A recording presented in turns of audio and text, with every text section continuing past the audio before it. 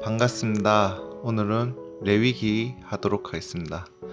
레위기는 오경의 중심이면서 구약의 핵심입니다. 옛 언약의 핵심이라는 말을 맨 처음 얘기했죠.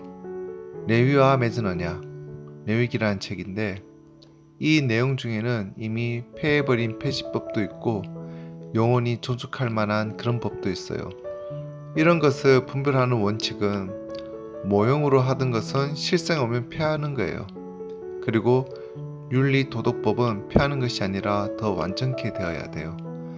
레위기에 있는 수준이 조금 낮기 때문에 레위기 플러스 상상본처럼 이렇게 더 높여야 됩니다. 그 외에도 신약 성경에 상당히 윤리적인 교훈이 많이 있어요. 내용을 보면 레위기 1장을 보면 여호와께서 해막에서 모세를 부르시고 그에게 일러 가라사대 이스라엘 자손에게 고하여 이르라. 너희 중에 누구든지 여호와께 예물을 드리려거든. 이 예물이 고르반이라는 거예요. 고르반. 하나님께 드리는 예물 고르반을 드리거든요. 생축 중에 소나 양으로 예물을 드릴지니라. 그러니까 하나님께 예물을 드리는 그 예물이라는 것은 맨 기본이 소를 드리거나 양을 드리는 거예요. 여유가 있는 부자는 소였고 보통 일반 서민들은 양을 드렸어요. 그래서 여기 레위기 1장부터 10장까지의 내용들은 제사와 관련된 그런 율법이에요. 이 제사에는 중요한 제사, 일반적으로 중요한 5가지가 있는데 번제, 소제, 화목제, 속죄제, 속건제입니다.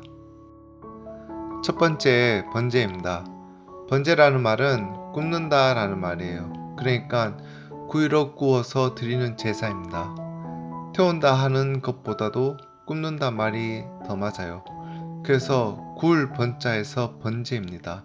번제라는 것은 소나 양을 잡아서 하나님께 고기를 굽는데 구우면 고기 굽는 냄새가 나름대로 구수하겠죠. 고기 굽는 냄새가 구수하게 하나님께 올라가는 거죠. 번제의 희생에 가죽을 벗기고 각을 뜨고 한다는 말이 많이 나오는데 실제로는 어떻게 각을 뜨냐면 고기를 놓고 칼을 누르면 뼈가 닿을 때까지의 그 깊이로 칼끝만 내요. 그것이 각을 뜬다는 거예요. 뼈가 닿을 때까지 깊이로. 그러면 나중에 뜯어먹기 좋겠죠. 보통 우리가 생선도 구울 때 너무 두껍기 때문에 붉기가 안 들어갈 수 있어서 칼금을 넣으면 쩍 벌어지면서 열기와 불기운들이 들어가죠. 그러면 나중에 젓가락으로 떼어 먹기도 쉬워요. 그렇게 칼금을 넣는 것을 각을 뜬다는 거예요.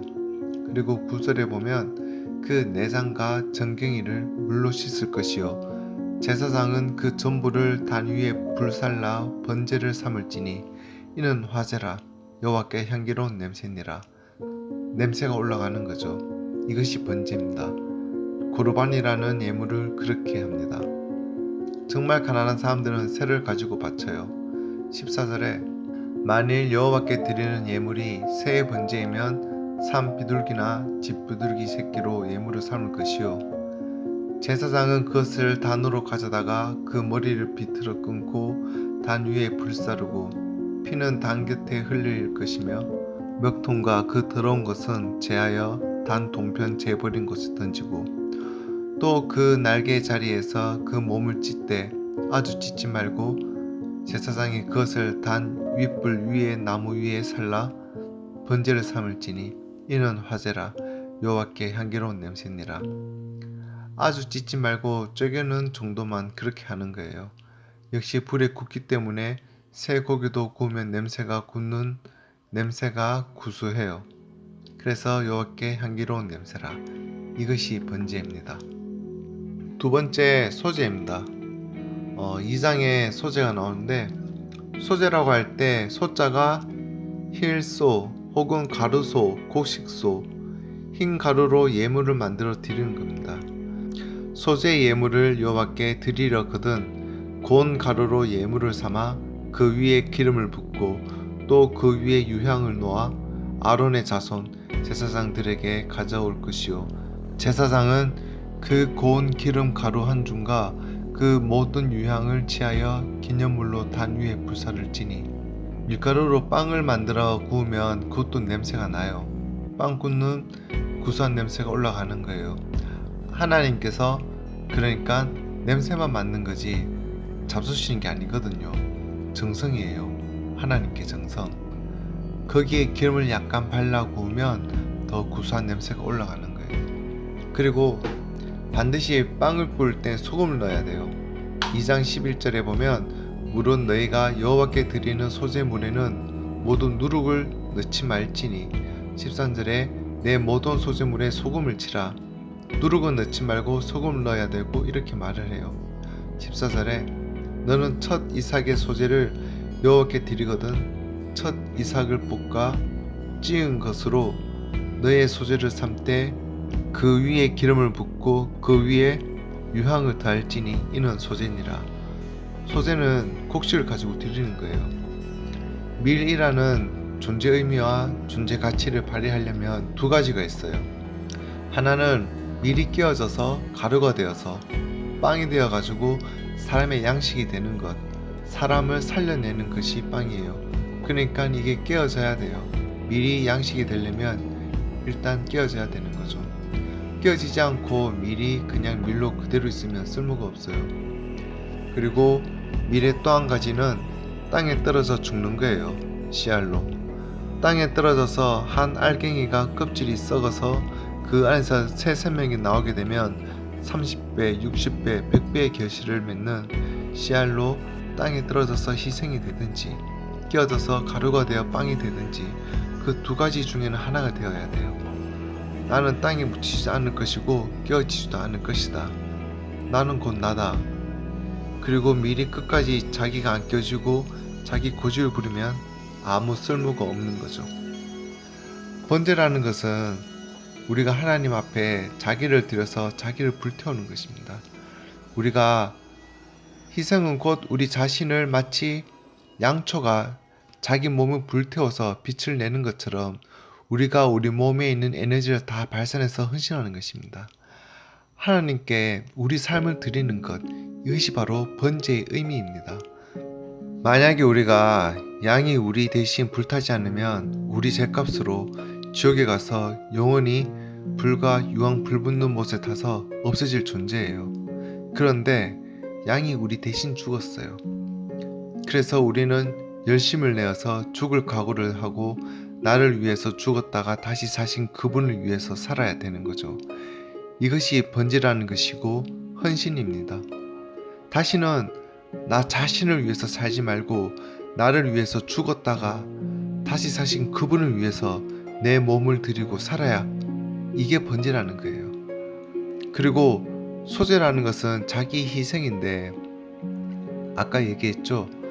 밀알이 땅에 묻혀서 씨알이 되어서 썩고 죽어서 30배, 60배 결실을 맺든지 가루가 되어서 빵이 되어 가지고 양식이 되든지 그런데 깨어지면 밀가루가 나와서 한 덩이 빵이 돼요. 안 깨어지면 밀로 반죽하면 아무리 뭉쳐도 하나가 안 돼요. 떡도 안 되고 빵도 안 되고 아무것도 안 되죠. 그래서 우리가 자아가 깨어지지 않고 끝까지 밀처럼 남아있으면 곤란하다는 겁니다. 세 번째 하목제입니다. 화평을 이루는 제사 하목제예요. 제사 중에서 하목제는 어떤 면에서 이게 마지막 제사와 마찬가지예요. 다른 말로는 감사의 제사와 비슷해요. 그리고 다른 말로는 나눔의 제사라고도 해요. 예를 들어 죄를 지은 사람이 죄를 지으면 죄인이 되니까 공동체에 들어오지 못해요. 그러다가 속죄제를 통해서 죄 문제가 해소되고 나서 공동체에 들어오는데 공동체에 들어왔다고 바로 관계 회복이 되는 게 아니고 죄를 짓고 부끄러운 삶이 다시 공동체에 들어오게 되었습니다 하고 한턱을 내야 돼요. 한턱 내어서 제사를 드리고 갈라먹는 게 하목제입니다. 갈라먹었으니 하목한 거죠. 다른 말로 나눔의 제사예요. 그동안에 얼마나 혼자서 고립되어서 외롭고 했을 텐데 그 아픔을 서로 위로하고 받아주고 다시 하목으로 들어오는 거예요. 그것이 하목제입니다. 그래서 속죄제 따로 있고 속죄제 후에 하목제가 따로 남아있어요. 속죄제로 제 문제가 해소되었어도 화목은 남아있는 문제예요. 그래서 화목제를 드림으로 완전한 공동체와 관계 회복이 되도록 되어 있어요. 네 번째, 속죄제입니다. 속죄제는 죄는 죄인데 고의적, 의도적, 계획적인 죄가 아니고 과실, 여호와의 법령 중에 중요한 법령인데 미처 몰라서 부지 중에 범한 거예요. 부지 중에 모르고 실수로 이렇게 여호와의 법령을 범했다 할 때는 속죄제라는 제를 드려서 용서받을 수 있어요. 다시 말해서 속죄제를 통해서 용서받을 수 있는 죄는 첫째, 고의성이 없어야 돼요. 계획적인 죄, 의도적인 죄, 반복적이거나 지속적인 죄가 아니어야 돼요. 대개 이례적이고 실수로 부지 중에 이렇게 범한 죄는 다 용서가 돼요. 한번 실수로 어쩌다가 실수로 부지 중에 모르고 가실로 이렇게 된 죄는 속죄제를 드려서 용서받는 거예요. 그런데 고의적이고 의도적이고 계획적이고 지속적이고 반복적이다. 그러면 용서가 안 돼요. 그래서 속죄제라는 것은 언제나 부지 중에 범한 죄를 수송아지나 양이나 드리는데 4장 32절에 그가 만일 어린 양을 속죄 제물로 가져오려거든 흠없는 암컷을 끌어다가 그 속죄제의 희생의 머리에 안수하고 번제의 희생을 잡는 곳에서 잡아 속죄제를 삼을 것이요 제사장은 그 속죄제의 희생의 피를 손가락으로 찍어 번제단 뿔에 바르고 그 피는 전부를 단 밑에 쏟고 그 모든 기름을 화목제 어린 양의 기름을 취한 것 같이 취하여 단 위 여호와의 화제물 위에 불사를 찌니 이같이 제사장이 그의 범한 죄에 대하여 그를 위하여 속죄한즉 그가 사함을 얻으리라. 이렇게 제물을 드려서 제사함을 받는 제사가 속죄제예요. 다섯 번째, 속건제입니다. 사실은 어려운 이야기인데 우리 원죄에 대한 어떤 속죄의 제물은 예수님께서 자기 몸을 들여서 드릴 게 없어요. 그런데 우리가 만약에 세상을 살아가다가 원죄가 아니고 자범죄가 생겼어요. 그럴 때는 속건제를 드려요. 속건제는 보상 혹은 변상이에요. 기물을 파손하든지 하면 반드시 변상을 해야 돼요. 5분의 1을 대해가지고. 혹시 교회에 무슨 기물을 파손하든지 하면 반드시 변상을 해야 돼요. 5분의 1을 대해서 변상을 합니다. 그게 질서입니다. 5대 제사를 받는데 생각보다 어렵지 않죠. 그래서 번제, 소제, 화목제, 속죄제, 속건제, 레위기의 5대 제사 꼭 기억하시길 바라고 오늘은 여기까지 하도록 하겠습니다. 감사합니다.